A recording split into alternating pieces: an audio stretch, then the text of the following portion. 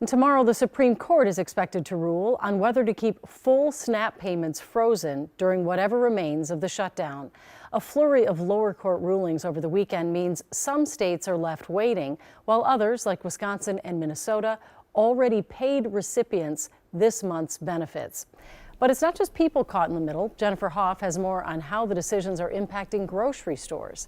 Jennifer? Julie, especially some rural, locally owned stores with thin profit margins as it is, exacerbated by customers perhaps not coming in to shop if they don't get those full benefits.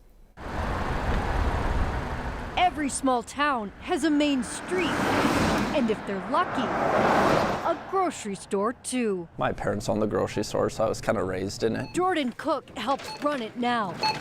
Dedicated to customers for more than 3 decades, but didn't know what to expect when some of them first lost SNAP benefits this month. We're just kind of curious of how that would affect our business, since, a lot of people do rely on those kind of benefits. Cook says SNAP recipients make up 10% of his sales at the store some 60 miles west of the cities, where federal data shows nearly 2,000 people use SNAP in McLeod County alone. We know most of our customers by name and, kind of what they're going through, and if they need help, they know that we are always here to help them out. The University of Minnesota says there are only 250 rural grocery stores like this across the state, and half are concerned about closing as sales slump and now risk losing SNAP customers.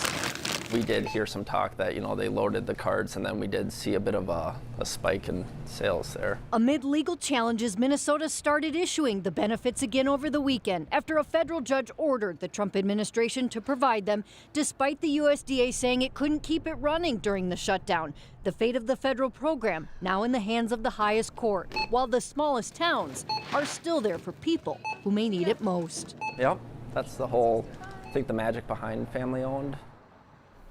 And in another wrinkle, the USDA has since directed states to stop SNAP payments and get back the money already sent out. 24 attorneys generals, including Minnesota's, filed a temporary restraining order that late this afternoon a judge agreed that states are not required to get those payments back.